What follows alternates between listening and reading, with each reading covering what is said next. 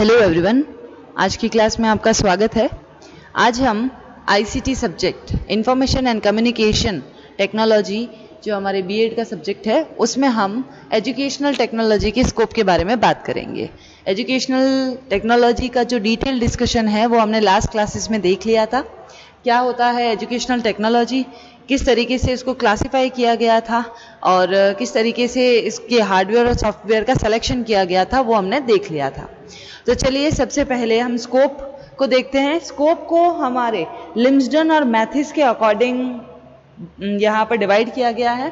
तो सबसे पहले हम बात करते हैं हमारे लिम्सडन और मैथिस के अकॉर्डिंग हार्डवेयर एजुकेशनल टेक्नोलॉजी। इसको 2 पार्ट्स में डिवाइड किया गया है। हमारी जो भी इसको एजुकेशनल टेक्नोलॉजी है इसको हमने 2 पार्ट्स में डिवाइड किया है। सबसे पहला आता है आपका हार्डवेयर एंड सेकेंड वन है आपका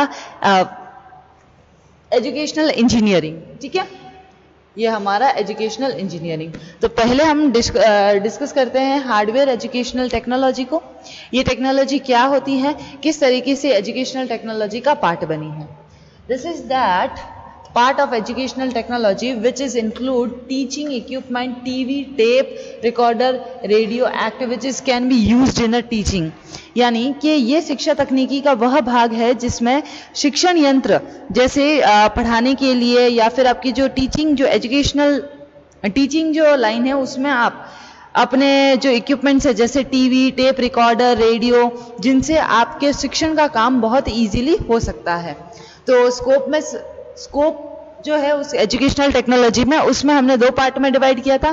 पहला था हार्डवेयर। हार्डवेयर वो होते हैं जिनको हम देख सकते हैं, छू सकते हैं और इन सारे चीज़ों को जैसे टीवी हो गया, टेप रिकॉर्डर हो गया, रेडियो हो गया, तो इन सबको हम देख भी सकते हैं और छू भी सकते हैं और इनका हम यूज़ कहाँ करेंगे, हमारी टीचिंग में। क्लियर है यहाँ पर पहला। सेकेंड पर बात करते हैं। सेकेंड है हमारा एजुकेशनल इंजीनियरिंग टेक्नोलॉजी, यानी इसको हिंदी में कहते हैं शैक्षिक इंजीनियरिंग या अभियांत्रिकी तकनीकी। ठीक है, under this process of the teaching and the learning are study in the detail. इसके अंतर्गत शिक्षण और लर्निंग यानी शिक्षण और अधिगम की प्रक्रियाओं का विस्तृत अध्ययन किया गया है। इस कार्य के लिए आधुनिक मनोविज्ञान, समाजशास्त्र, प्रणाली उपागम या अन्य विषयों की सहायता ली जा सकती है। यानी for this work the help of modern psychology, sociology, method of approach and other subject are taken। ठीक है, with its help the system is analyzed। हमारा जो इन सब्जेक्ट की वजह से हम क्या कर सकते हैं, इनकी सहायता से हमारा जो सिस्टम है हम उसको इजीली एनालाइज कर सकते हैं, वो हमें हेल्प करेगा। क्लियर है ये दोनों।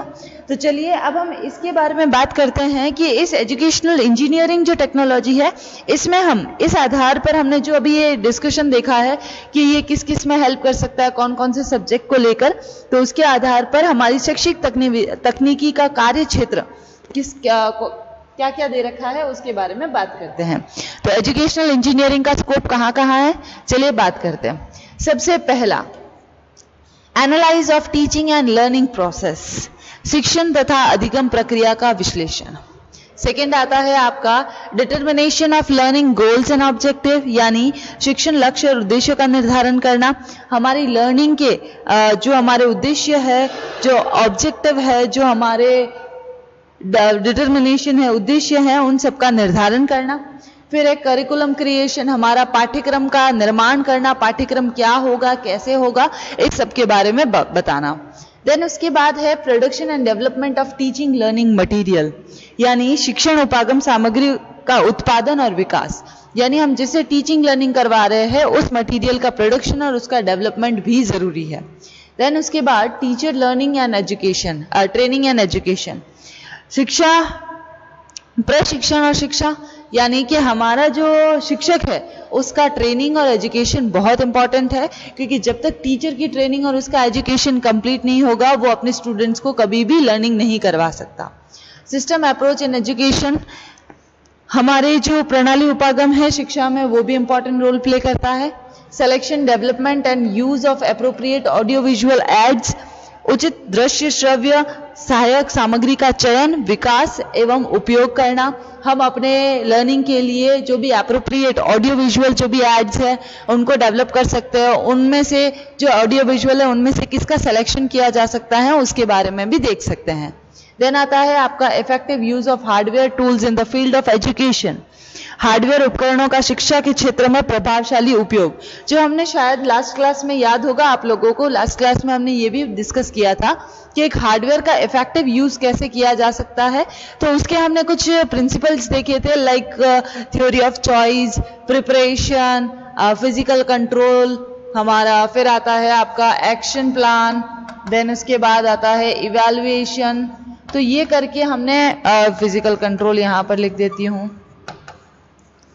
ये सारी चीजें क्या किस में हेल्प करती है कि जब हम एक हार्डवेयर को सेलेक्ट करते हैं अपनी टीचिंग लर्निंग में, हमारे एजुकेशन फील्ड में, तो उसका इफेक्टिव यूज इन तरीकों से हम कर सकते हैं। क्लियर है यहाँ पर। फिर नेक्स्ट आता है selection and application of teaching learning strategy and policies. शिक्षण अधिगम युक्तियों तथा नीतियों का चयन एवं प्रयोग करना। ठीक है। फिर आता है effective use of mass media in the field of education. हमारे जो जनसंपर्क है, जनसंपर्क के माध्यम है, मास मीडिया के मीडियम है, उनको अपने शिक्षा के क्षेत्र में, अपने एजुकेशन के क्षेत्र में इफेक्टिव तरीके से यूज करना। फिर है प्रोवाइडिंग नेसेसरीली सपोर्ट, जो आवश्यक जो सपोर्ट होता है, पृष्ठ पोषण होता है उसको प्रदान करना। देन इसके बाद है use in keeping in education, educational records. हमारे शैक्षिक अभिलेख रखने में भी उपयोग करते हैं, उपयोग आता है ये मेथड। फिर है आपका contribution to effective use of sub system of education. हमारा शिक्षा की उप प्रणालियों के प्रभावशाली उपयोग में भी बहुत योगदान रहता है हमारी इंजीनियरिंग टेक्नोलॉजी का। देन उसके बाद है application of educational technology in education planning and management. हमारा जो शिक्षा नियोजन तथा प्रबंधन में शैक्षिक तकनीकी का प्रयोग करना, ये भी इंपॉर्टेंट है। देन उसके बाद लास्ट आता है आपका proper control and support of the teaching process through the evaluation. मूल्यांकन द्वारा शिक्षण प्रक्रिया पर उचित नियंत्रण एवं पृष्ठ पोषण करना। तो ये सारे हमने देखे हैं। इसके बारे में इसका कंक्लूजन हम अगर निकाले तो कि शैक्षणिक टेक्नोलॉजी यानी एजुकेशनल जो टेक्नोलॉजी है उसमें हम अपनी हर जो भी समस्या है, जो भी हमारी प्रॉब्लम्स है, उनको सॉल्व करने के लिए ये सारी टेक्निक्स, ये सारे स्कोप हमें हेल्प करते हैं। ये शिक्षण अधिगम प्रक्रिया के सभी परिवर्तनशील कारक, जैसे जो भी चेंजेस होते हैं, वेरिएबल होते हैं, जो भी आपके फ्लक्चुएशन आता है लाइक आपके एजुकेशनल लर्निंग प्रोसेस में, तो उसमें उन फैक्टर्स को, उन लेवल्स को, उन एस्पेक्ट्स को ये इस तरीके से आपको कनेक्ट करता है। इसका कार्य अनलिमिटेड होता है, यानी इसका जो स्कोप है वो बहुत ही ज़्यादा वाइड हो रखा है, क्योंकि शिक्षा के क्षेत्र में न तो समस्याओं का कभी अंत होगा और न ही शिक्षण और अधिगम में सुधार की कोई सीमा है। ठीक है। और ये समस्याएं समय और परिस्थिति के अनुसार उत्पन्न होती रहेगी और शैक्षिक तकनीकी उनके समाधान खोजती रहेगी, तथा ये प्रक्रिया हमारी इसी तरह से प्रोसेस चलती रहेगी। जैसे जैसे समस्याएं बढ़ती जाएगी वैसे वैसे हमारे पास हम उनको खोजने के लिए तत्पर रहेंगे। ठीक है। तो यानी कि यहाँ पर इन शॉर्ट हम कह सकते हैं कि जब तक हमारे पास समस्याएं बनी रहेगी तब तक हम क्या करेंगे, उनकी समाधान की खोज करेंगे। क्लियर है यहाँ पर। अब हम बात करते हैं हमारा जो स्कोप था, इस स्कोप को हमने दो पार्ट में डिवाइड किया था, एक बार देख लीजिए। एजुकेशनल टेक्नोलॉजी स्कोप को सबसे पहला था हमारा हार्डवेयर और सेकेंड वन था हमारा इंजीनियरिंग। ठीक है। अब हम बात करते हैं concept of educational need of information technology and e learning. हमारा जो सूचना तकनीकी है तथा ई लर्निंग की अवधारणा जो है और शैक्षिक आवश्यकता जो है वो किस तरीके से क्या कहती है उसके बारे में बात करते हैं। तो सबसे पहले तो हमें इंफॉर्मेशन टेक्नोलॉजी को समझना होगा। क्या होती है इंफॉर्मेशन टेक्नोलॉजी? चलिए, information technology era is developing very fast. हमारा जो सूचना प्रौद्योगिकी युग है वो उसका विकास बहुत तेजी से हो रहा है। In fact, the whole world is using information technology as an effective means of economic and social prosperity. पूरा विश्व यानी पूरा वर्ल्ड, होल वर्ल्ड हमारी इंफॉर्मेशन टेक्नोलॉजी का यूज अपने आर्थिक और सामाजिक प्रॉस्पेरिटी, समृद्धि के एक प्रभावी साधन के रूप में कर रहा है। India has also given a lot of promises to this sector and had has taken many decisive steps at the national level. Bharat ने भी इस क्षेत्र में काफी प्रमुखता दी है और राष्ट्रीय स्तर पर इसने बहुत सारे ऐसे नेशनल लेवल पर उसने डिसाइसिव स्टेप्स भी लिए हैं। फिर information technology plays a major role in export from India. Information technology हमारे इंडिया से जो एक्सपोर्ट होता है उसमें बहुत इंपॉर्टेंट रोल प्ले किया है उसने। The greater spread of information technology is closely related to the development of the human resource. सूचना प्रौद्योगिकी के अधिक से अधिक प्रसार से घनिष्ठ संबंध मानव संसाधनों का विकास हो रहा है, यानी कि एचआर जो है, ह्यूमन रिसोर्स जो है, उनका डेवलपमेंट हो रहा है। Computer are gradually spreading in our country and many private sector organisation are making significant contribution through providing appropriate training to build computer manpower। हमारे देश में कंप्यूटर का धीरे धीरे प्रसार हो रहा है और निजी क्षेत्र में कई संगठन कंप्यूटर जनशक्ति का निर्माण करने के लिए उपयुक्त प्रशिक्षण उपलब्ध करवाने के माध्यम से महत्वपूर्ण योगदान दे रहे हैं। ठीक है, द मेन ऑब्जेक्टिव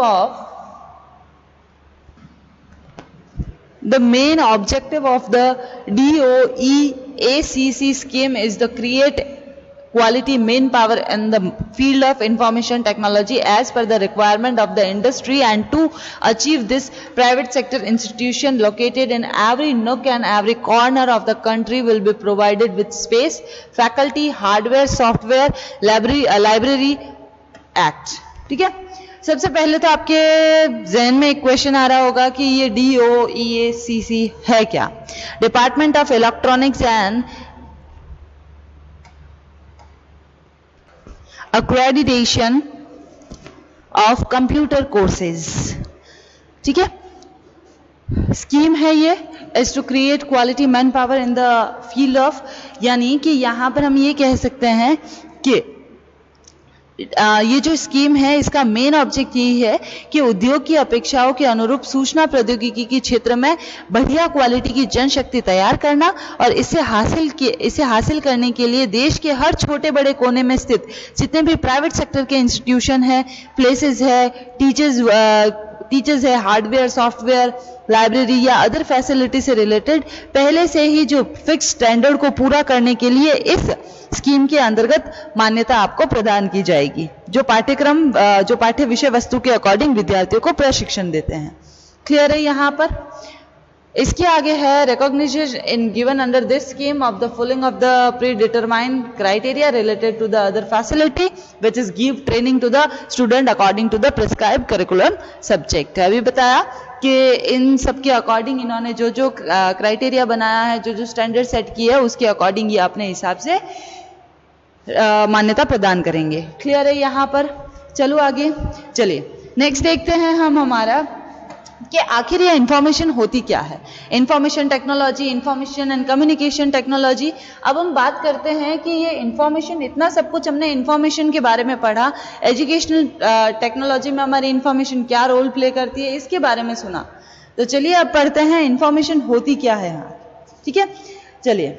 इंफॉर्मेशन सबसे पहला सूचनाएं भेजने और पाने वाले के मध्य कार्य व्यवहार को शक्ति प्रदान करती है, यानी information power to interaction between the sender and the receiver. Information में दो सबसे इंपॉर्टेंट रोल प्ले करते हैं, एक होता है हमारा सेंडर, एक होता है हमारा रिसीवर। इनके बीच में हमारी होती है इंफॉर्मेशन।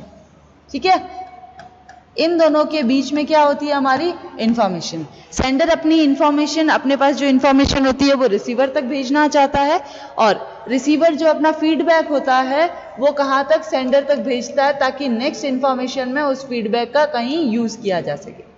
क्लियर है?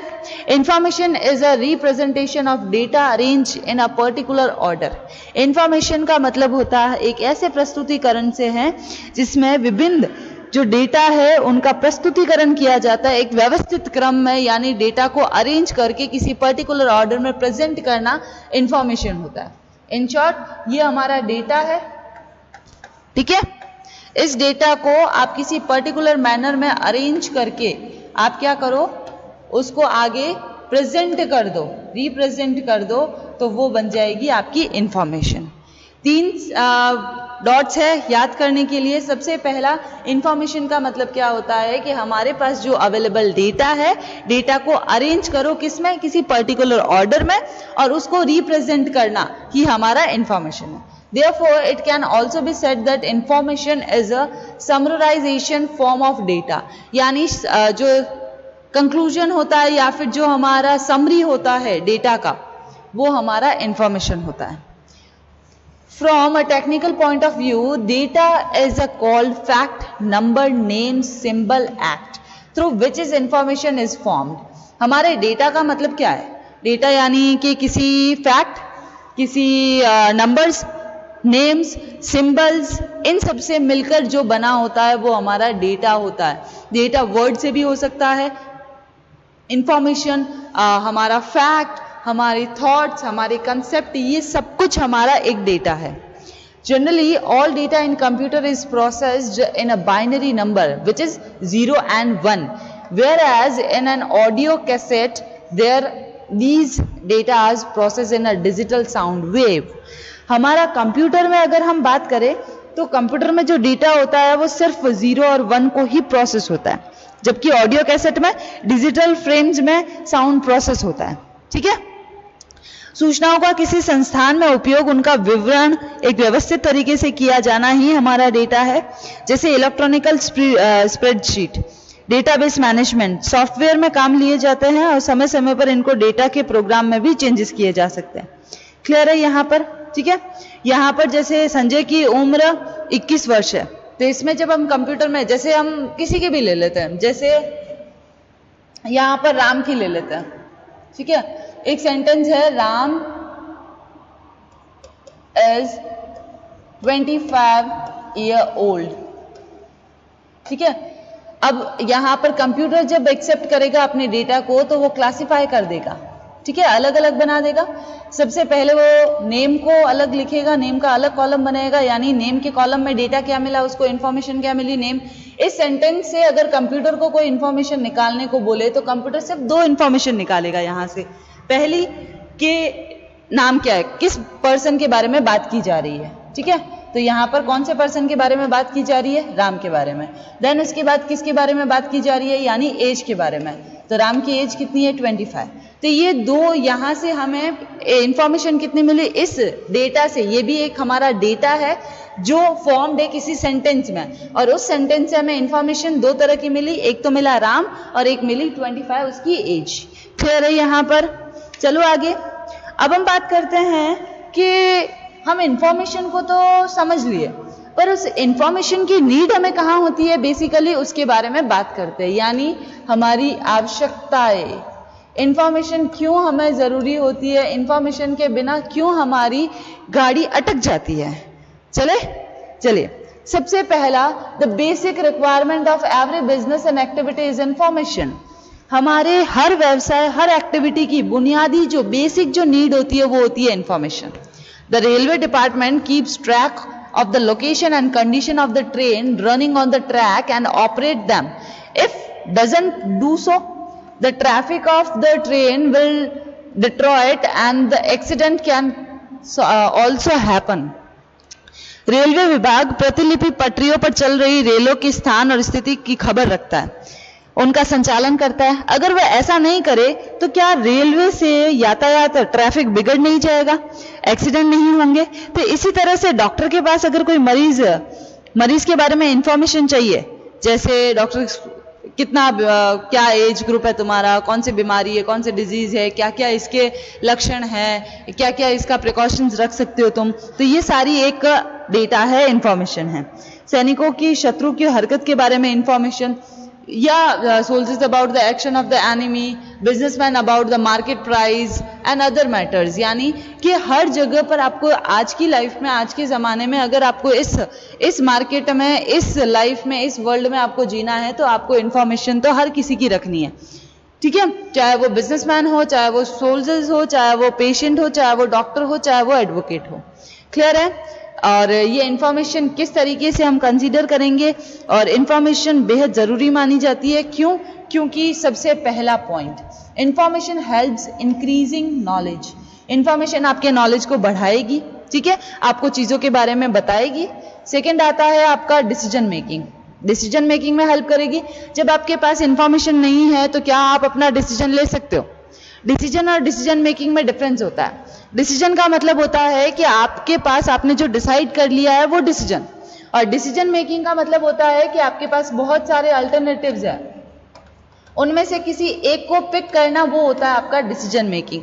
तो जब आप डिसीजन मेकिंग करते हो यानी आपके पास बहुत सारे अल्टरनेटिव्स अवेलेबल है और उनमें से किसी एक को पिक करना है, तो आपको इंफॉर्मेशन हेल्प करेगी। फिर आता है आपका future action are decided only after receiving the information. आपका फ्यूचर एक्शन, आगे आप क्या करने वाले हो, वो सिर्फ डिसाइड होगा आपकी इंफॉर्मेशन रिसीव होने के बाद। देन उसके बाद और all commercial government and non government exchange of the information and provide speed of the activity among the common people. हमारे जो कमर्शियल, जितने भी कमर्शियल है या फिर हम कहें कि सूचनाओं का आदान प्रदान, जितनी भी हमारी कमर्शियल जो इंस्टीट्यूशन है, गवर्नमेंट, नॉन गवर्नमेंट और या फिर आपकी जो भी एक्टिविटी है, उन सबको स्पीड कौन प्रोवाइड कर रहा है? हमारा इंफॉर्मेशन। तो इस तरीके से हम कह सकते हैं कि इंफॉर्मेशन के बिना आपका किसी भी एक्टिविटी को रिवाइव करना या फिर उसको कंडक्ट करना बहुत मुश्किल हो जाता है। क्लियर है? तो आज की क्लास के लिए इतना ही। आज हमने देखा है स्कोप ऑफ एजुकेशनल टेक्नोलॉजी, जो दो तरह के होते हैं। उन दो तरह में एजुकेशनल इंजीनियरिंग के भी हमने स्कोप देख लिया। उसके बाद हमने ई लर्निंग और एजुकेशनल इंफॉर्मेशन टेक्नोलॉजी के बारे में बात की। उसके बाद डेफिनेशन देखी हमने कि क्या मीनिंग होता है इंफॉर्मेशन का। उसके बाद इंफॉर्मेशन की कहाँ नीड होती है। अब जो नेक्स्ट टॉपिक रहेंगे हमारे, इंफॉर्मेशन टेक्नोलॉजी इन एजुकेशन में क्या रोल रहता है, उसके बारे में बात करेंगे। तो ये सब नेक्स्ट क्लास